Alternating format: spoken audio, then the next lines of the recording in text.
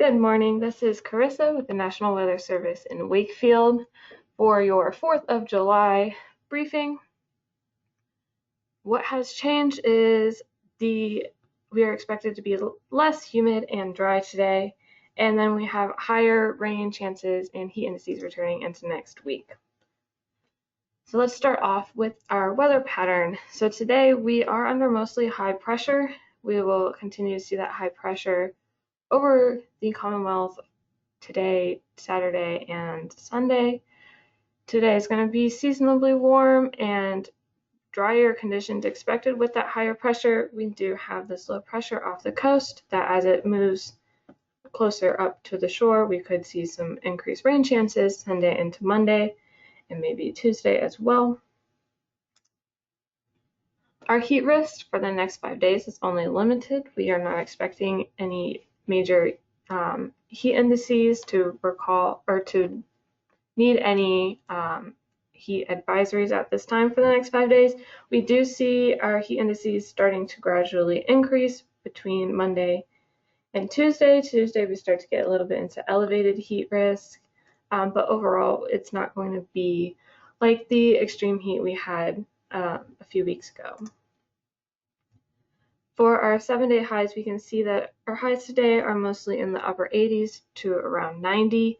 Similar temperatures on Saturday as well, and Sunday pretty much.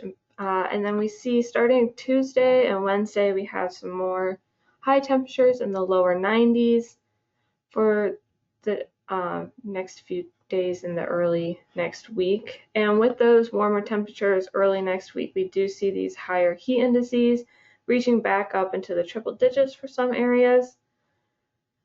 But for the foreseeable future, being Friday and Saturday and Sunday, we are expecting those heat indices to be below the triple digits for your holiday weekend.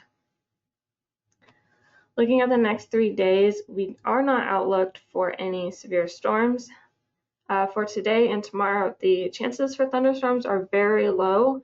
However, no severe storms are expected for any of the next 3 days, but Sunday we could see some isolated to scattered storms possible as that low pressure moves up the coast and towards Virginia. And since we're not expecting any severe storms, we are not outlooked for any excessive rainfall risk for today or Saturday, and only a very small portion down in northeast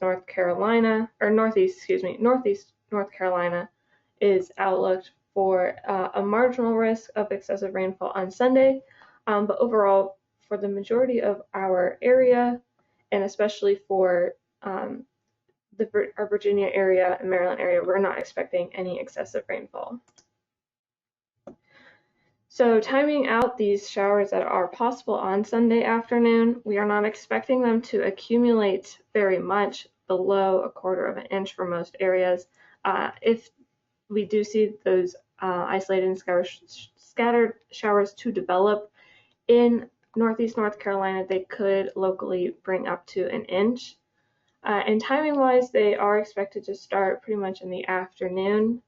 On Sunday, we have our chance of rain increase in northeast North Carolina to around 40 to 60% from noon to about 6 p.m.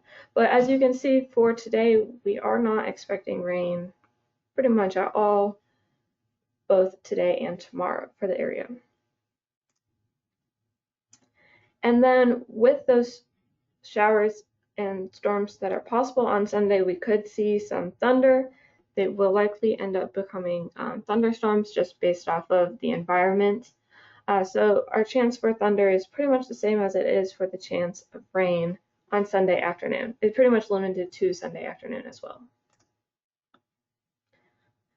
As you can see on this map to the left, it shows that most of our area and really the entire state of Virginia is not expected to accumulate much rain through Sunday night, just a little bit in our area in northeast North Carolina, while further south in North Carolina, they have higher rainfall amounts from that low pressure system. But as that low pressure system moves further up the coast and into Virginia, we are expected to see some more rainfall between Monday and Thursday.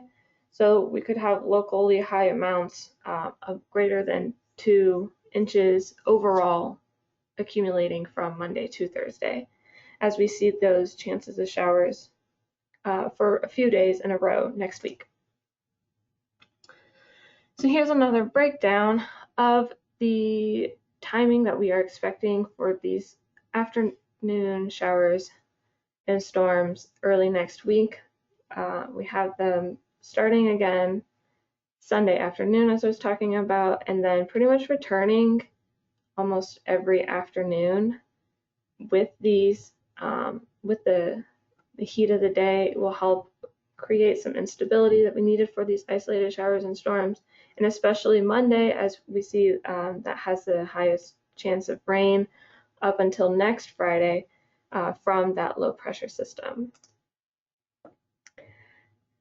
Once again, the holiday weekend outlook is looking really nice. I won't go into too much detail as we've already kind of talked about those rain chances.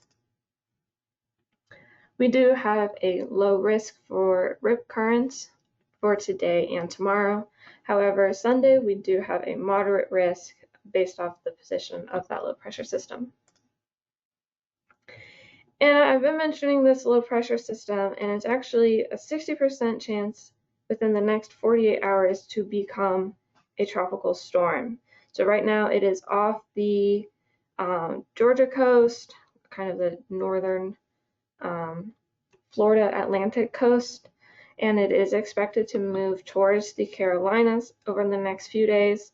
So this is not expected to become strong enough to become a hurricane, but it will likely bring those higher precip totals that we were seeing between Monday and Thursday of next week.